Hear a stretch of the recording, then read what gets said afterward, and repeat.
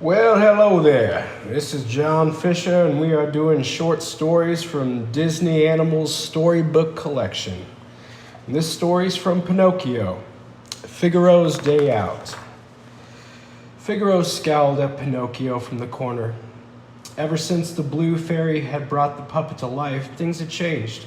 Before, Figaro had slept in Geppetto's bed. He'd eaten all his meals beside the wood carver, and he had been the one Geppetto told his stories to. But now it seemed like Geppetto only had time for Pinocchio. Suddenly, a dragonfly flew past Figaro's nose. The kitten chased the bug through the cottage and out the front door. But before he could get his paw on it, the dragonfly flew out of reach. Just then, Figaro heard a voice. "Here, kitty, kitty, here." Figaro happily trotted across the street to where a little girl stood with her mother. If Geppetto didn't have time for him, he'd get his snuggles elsewhere. "Oh, aren't you the sweetest little kitty?" the girl said. "I'm Victoria. I wish I could keep playing with you, but it's time for me to go home." Giving Figaro one last rub between the eyes, the girl stood up, and she and her mother walked away. Keeping his eyes on the girl, Figaro followed behind, weaving down street after street. Finally, Victoria and her mother reached a small building.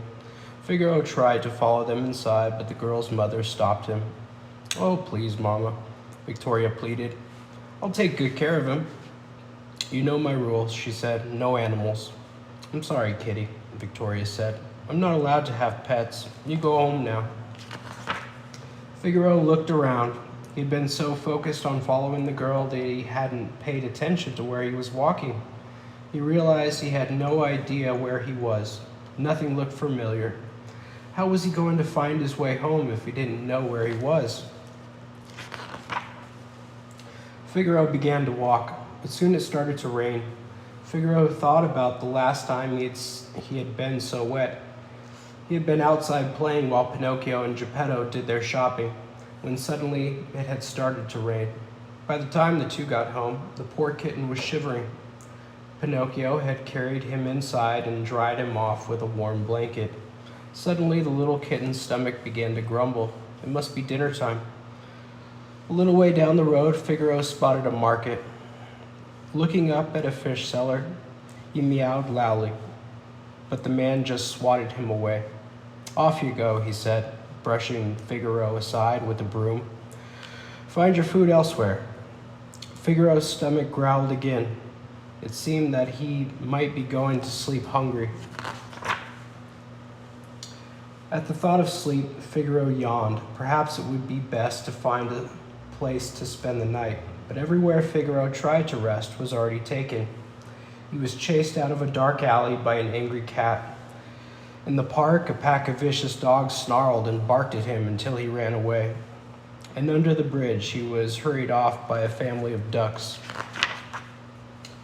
Spotting an empty step in front of a shop, Figaro laid down and put his head on his paws. The little kitten began to whimper. He had never been so cold, so hungry, so tired, or so lonely in his whole life. As he tried to get comfortable, Figaro thought of Pinocchio. Pinocchio had set up a nice spot near the fireplace for Figaro, and even saved his allowance for a cozy blanket. Figaro started to feel bad for being angry with Pinocchio. The next morning, Figaro awoke to the sound of someone calling his name. "There you are," Pinocchio cried. "Father and I have been looking for you all night." Suddenly, Pinocchio noticed that the little kitten was shivering. "Oh, you're freezing," he said. "Come along. We'd best get you home at once." Back at the woodcarver's workshop, Geppetto built up the fire and settled Figaro into his warm bed beside the fireplace.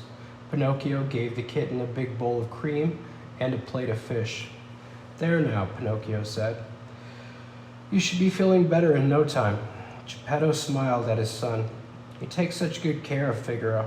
There's nothing left for me to do for him. You certainly love him, don't you?" Pinocchio sat down beside the kitten and began to pet him. "Oh, Figaro," he said, "what would we have done if we lost you? We do love you so." Figaro looked up at the boy, surprised. That was the first time Pinocchio had ever said he loved Figaro. But as Figaro thought of all the nice things Pinocchio had done for him, he realized the boy had been showing the kitten his love all along. Nuzzling Pinocchio, Figaro snuggled up on the boy's lap, warm, dry, and with his belly full of food. The kitten began to drift off to sleep. Perhaps he thought Pinocchio wasn't so bad after all. In fact, having another person love him sounded just fine to Figaro, and he realized he was starting to love the boy too.